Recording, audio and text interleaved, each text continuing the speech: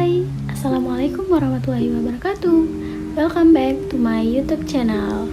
Nah teman-teman, ketemu lagi nih sama Zahra. Gimana hari ini? Kabarnya baik? Kita lanjut belajar lagi ya. Teman-teman udah siap atau belum? Tentunya harus siap dan semangat dong ya teman-teman untuk belajar. Nah kemarin kan kita udah bahas nih mengenai 4 bab tentang mata kuliah pengelolaan pendidikan. Nah sekarang kita akan membahas mengenai bab kelima.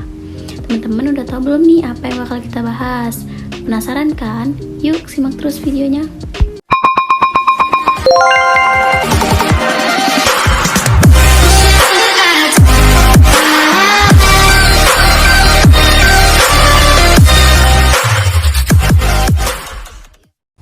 Oke teman-teman, langsung aja kita masuk ke materi ya. Materi yang akan kita bahas mengenai bab kelima ini adalah konsep manajemen pendidikan tingkat sekolah menengah. Nah, pembelajaran ini diampu oleh dosen Bapak Dr. Muhammad Kristiawan, Magister Pendidikan. Baik teman-teman, yang pertama yang akan kita bahas adalah bagaimana sih konsep manajemen mutu sekolah menengah itu? Apakah teman-teman udah mengetahui? Kalau belum, yuk kita bahas. Nah, mutu dalam konteks pendidikan menurut Kementerian Pendidikan Nasional sebagaimana dikutip oleh Mulyasa tahun 2002 yaitu mencakup input, proses, dan outputnya pendidikan. Sekolah menengah sebagaimana menurut Undang-Undang Nomor 20 Tahun 2003 tentang Sisdiknas yang menyatakan bahwa sekolah menengah merupakan lanjutan pendidikan dasar. Sedangkan menurut PP nomor 29 tahun 1990 yang menyatakan bahwa pendidikan menengah adalah pendidikan yang diselenggarakan bagi lulusan pendidikan dasar. Jadi, manajemen mutu sekolah menengah adalah upaya yang dilakukan dalam memperbaiki kualitas sebuah lembaga pendidikan tingkat menengah atau SMP, SMA, atau SMK, dan MA guna tercapainya tujuan pendidikan. Nah teman-teman, atau bisa lebih singkatnya lagi, sekolah di tingkat menengah itu yaitu termasuk sekolah SMP dan SMA. Teman-teman pasti udah gak asing kan dengan kata-kata itu. Nah pasti teman-teman bisa lebih paham ya.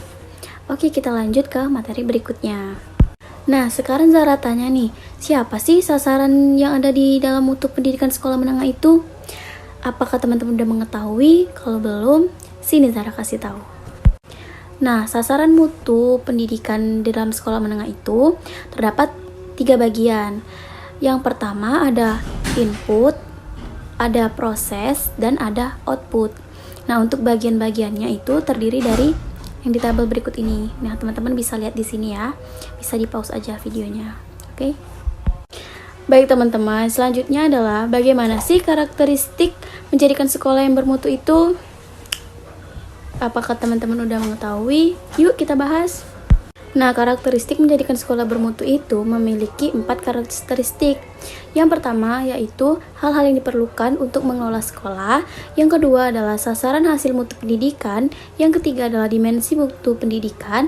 Dan yang terakhir adalah fokus manajemen sekolah menengah. Nah, di sini kita akan membahas bagian-bagian tersebut satu persatu ya. Pertama yang akan kita bahas adalah apa sih hal-hal yang diperlukan untuk mengelola sekolah itu? Nah, hal-hal yang diperlukan itu terdapat 6 hal. Yang pertama adalah memahami fungsi sekolah serta maksud dan tujuan pendidikan atau cita-cita bangsa. Yang kedua, memahami kebijakan pemerintah dalam bidang pendidikan dan undang-undang Sisdiknas. Yang ketiga adalah memahami standar pendidikan yang ditetapkan. Yang keempat, memahami prinsip manajemen dan administrasi. Yang kelima, memahami kurikulum dan pengembangannya dan memahami tuntutan kebutuhan peserta atau life skill dan tuntutan masyarakat. Dan yang terakhir, memiliki visi dan misi. Nah, selanjutnya apa saja sih sasaran hasil mutu pendidikan itu? Sasarannya ada 4. Yang pertama, berakhlak mulia, beriman, dan bertakwa, serta cerdas, kreatif, dan inovatif. Yang kedua, cakap berkomunikasi atau bersosialisasi.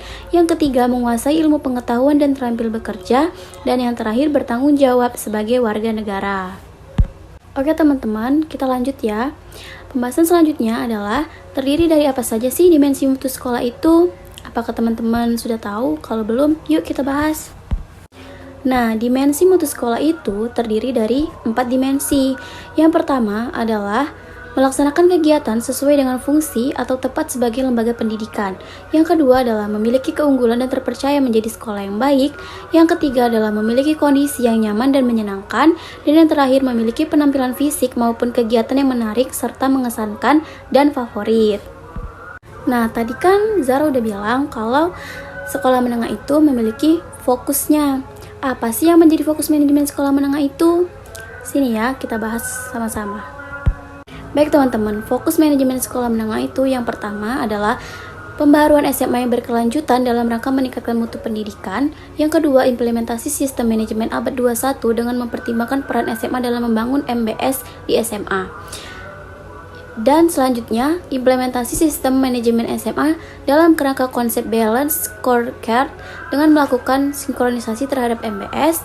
Dan yang terakhir adalah implementasi sistem manajemen SMA dalam kerangka good governance dan implementasi sistem manajemen SMA yang adaptif dengan perkembangan ICT.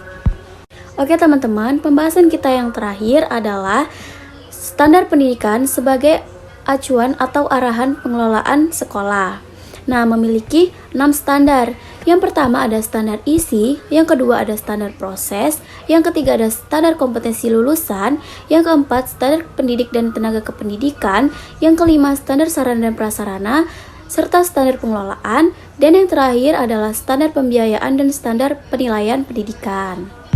Nah teman-teman, udah selesai nih pembahasan kita hari ini.